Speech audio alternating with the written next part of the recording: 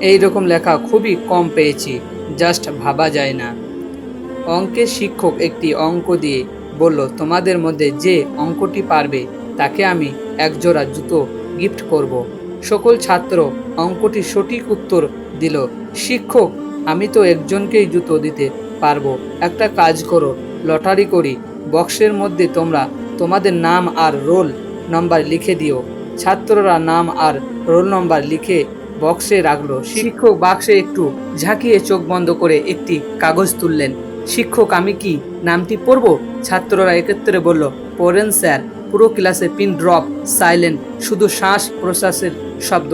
শিক্ষক পড়লেন, Abdul, roll number 1।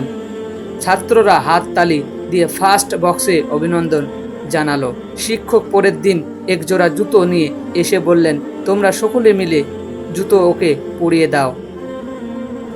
T shirt রুমে ওই শিক্ষকের চোখে জল দেখে সহকারী শিক্ষক জিজ্ঞাসা করলেন, স্যার আপনার চোখে পানি কেন?